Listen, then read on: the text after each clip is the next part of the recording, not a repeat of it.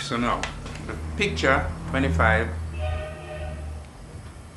elect an executive committee of 11. Okay, we're looking at how the thing works.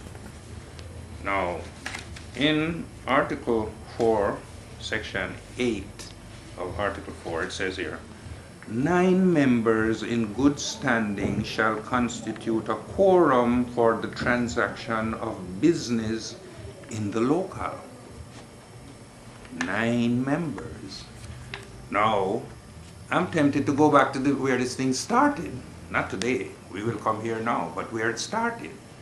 Now, this mathematical equation that is unveiling itself to us says this. 25 black people in New York started this ball of rolling to unite the affairs of the black race. A very noble principle and a very noble endeavor.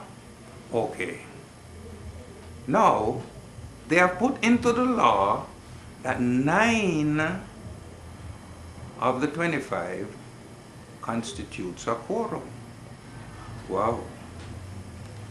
That's good. Now,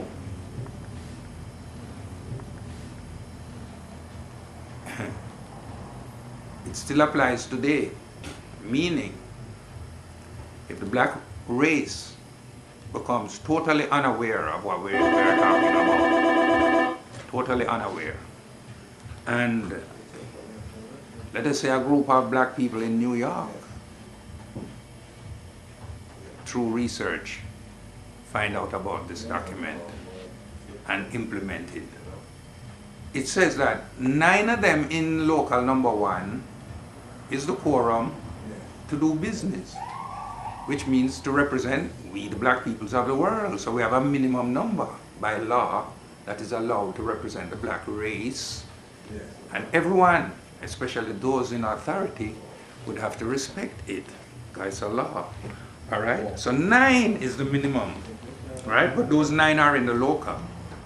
So we are saying now, in the inception where it started as just one local number 1, it says then that quorum in local number 1, minimum 9, is authorized to represent.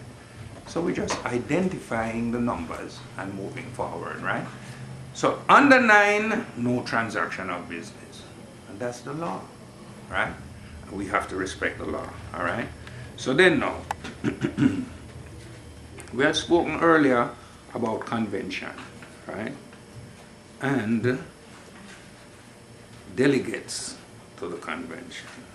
But we didn't really get a chance to go into how does that occur, right? Where does a delegate come from? Okay, so let's go to it now. We are now in Article 4, Section 2. Article 4, Section 2, delegates to the convention. Each local shall be entitled to representation in convention by delegates. There shall be 1 delegate for each 25 members up to 100, and for each additional 100 members or part thereof, 1 additional delegate. Let me read on. 1/3 of the number of duly accredited delegates to any convention shall constitute a quorum at that convention. Okay, so let's go back over what is a delegate. So each local, so that means a delegate comes from a local, no place else. No place else. Okay, simple. It's a rule, it applies to us all.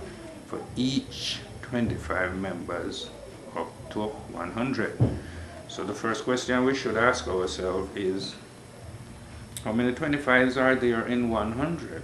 Because it says each 25 members. So then now the answer becomes 4.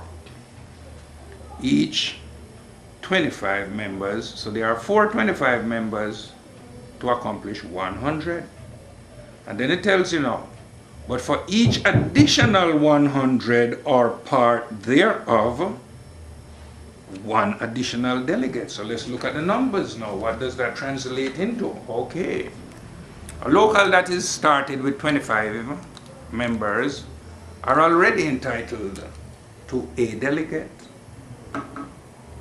When their membership roll reflects 50 members, they are now entitled to 2 delegates.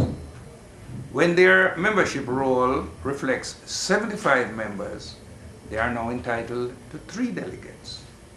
When their membership roll reflects 100 members, they are entitled to 4 delegates. Now, for each additional 100, so they move from 100 members to 200 members, they only get 1 more delegate, meaning 5. And so on and so forth. So they know they would get the 5 at 101. And that 1 would remain there until that 101 becomes 201. And then they would get the 6th. And they wouldn't get the 7th until, and so on and so forth. So it starts at 100, 101, 201, 301, 401, in order for you to increase your delegate count I'm talking about now. You get 4 for the first 100, but for every 100 after that, you only get 1. All right, so it's important that we understand what delegates mean and how do we get accredited to be a delegate. Okay, so it just told us. All right. 1/3 of the number of duly accredited delegates to any convention shall constitute a quorum at that convention. So there goes that again. 1/3, 9 out of 25, which is really 9 out of 27 to make it a perfect third. But we're in the ballpark, right? So that's our quorum for doing business. 1/3 of what is constituted. Okay. Elections. Okay. So then, in order to make this thing governmentally correct, because we speak as government, elections have to be held. If there are no elections, well, everything is illegal, unconstitutional, therefore have no effect. And this is not something that's partial. This is something that is impartial, applicable to all. All right? So we are not being singled out. Okay. So elections are very important. Listen to this. This is section 3. I'm sure we are in article 4. Yes. Article 4, section 3, it's called elections. The election of all international officers shall take place during the convention. The election shall be by ballot.